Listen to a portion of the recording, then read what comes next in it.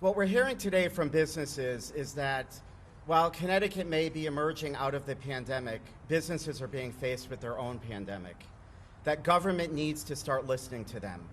You know, being in this chamber and deliberating on legislation and being a business owner, it's frustrating for me to understand the anxiety and the plight that we hear from businesses as they're concerned about being able to maintain the good-paying jobs in the state of Connecticut. At the same time, our legislature and the governor talks about a $3.5 billion surplus, $4 billion of ARPA money. We have upward of $5 billion of infrastructure money coming into the state of Connecticut.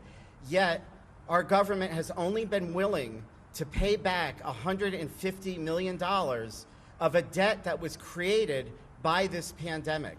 It was not created by our businesses, but it was created by the decisions that government made to keep people safe. And now our businesses are left with a $1 billion price tag to pay back. And to suggest that our state workers need this money to go into their pension coffers, upward of $2 billion, and we can't spare $400 million for our businesses to make sure that they emerge out of this potential recession, but more importantly, out of the current inflation that we are faced with, is very troubling to me. Aside from the budget deliberations that we see today, Connecticut, after the budget passed out of the Appropriations Committee, is still sitting on north of $400 million of federal money that can go toward paying off this debt.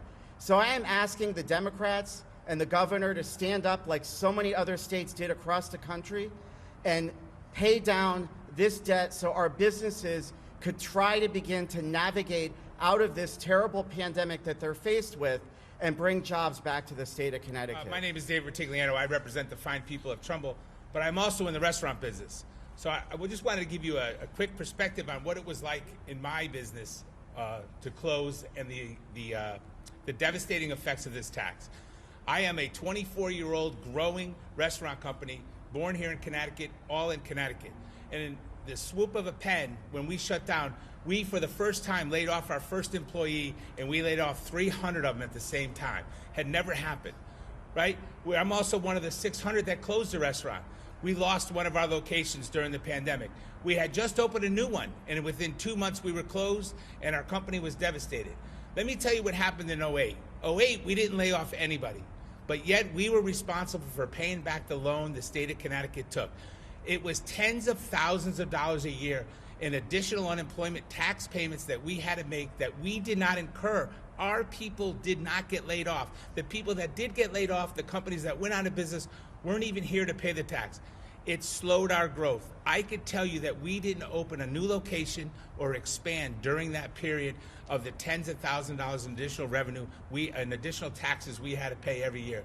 So this has real consequences. I did not choose to close. I did not choose to lay off all these people. We did the best we could to get them back. We applied for PPP. We did everything we were supposed to do to help with the situation. More additional taxes will do now what it did to the previous administration. It will slow our recovery. It will slow our job growth, because we here in Connecticut are going to be undercapitalized and unable to grow. You know, the governor's perspective is the governor is working for government. He's not working for the people of Connecticut. To say to use that money to pay down a pension obligation really is an obligation that falls on the state of Connecticut. But we're going to allow businesses to pay back $1 billion of debt that was created by government action. And even though that interest rate might be low, the bottom line is government created that debt, and they're going to make business pay it all back plus the interest. Now, one of the things that the governor said this morning was, I guess he'd be open to it, but it's, as you guys said, priorities, trade-offs. What would you be willing to trade off to see this done? Well, I think we're not going to be willing to trade off bad fiscal policies that we're seeing coming out of the Appropriation and Finance Committee budget, like diverting revenue streams into an offshore bank account. Those are non-starters, but there doesn't really need to even be a trade, given that there is $400 million of unallocated ARPA money that could go right into this account. It speaks volumes that they're not willing to put that money there. They'd rather leave it for future spending. Makes no sense. Well, I mean, he outlined some priorities of that spending: workforce development, housing. There was a whole list. I mean, it's not Right, but those priorities he met in his budget, the Democrats met in their budget. There are still surplus ARPA funds left over. And that money is sitting there unallocated, and they are refusing to put it toward the unemployment compensation fund. And while we got you there, what's the Republican role in these budget negotiations? They're opening today.